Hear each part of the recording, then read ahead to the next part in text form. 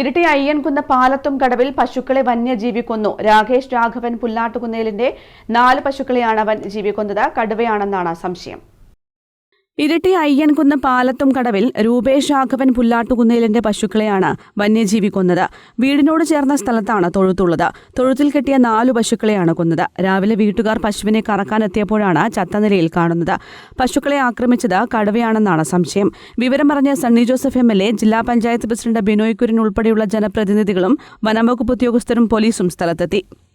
യുവ കർഷകനായിട്ടുള്ള രൂപേഷ് രാഘവൻ അദ്ദേഹം വായ്പ എടുത്തിട്ടാണ് ഒരു ഡയറി ഫാം ആരംഭിച്ചിട്ടുള്ളത്. ആ ഡയറി ഫാമിലെ 4 പശുക്കളെയാണ് ഇന്നലെ അർദ്ധരാത്രിയോടുകൂടി കടുവ ആക്രമിച്ച് കൊലപ്പെടുത്തിയിട്ടുള്ളത്. രൂപേഷാണെങ്കിൽ ഒരു ഡയാലിസിസ് പേഷ്യൻ്റ് കൂടിയാണ്. അദ്ദേഹത്തിൻ്റെയും കുടുംബത്തിൻ്റെയും ഉപജീവന മാർഗമാണ്.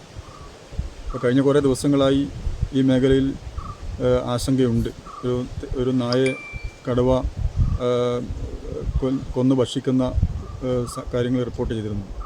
പക്ഷേ വനംവകുപ്പ് ആവശ്യമായിട്ടുള്ള നടപടി സ്വീകരിച്ചിട്ടില്ല.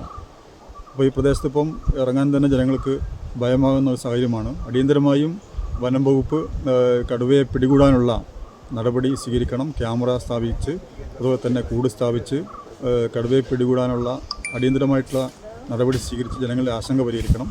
നേരത്തെ ഈ മേഖലയിൽ കടുവയുടെ സാന്നിധ്യമുണ്ടായിരുന്നു. വനത്തിൽ നിന്ന് 1 കിലോമീറ്റർ അകലെയാണ് സംഭവം നടന്നത്. പ്രദേശത്തുള്ളവർ ഏറെ ഭീതിയിലാണ്. News desk, Kannur vision.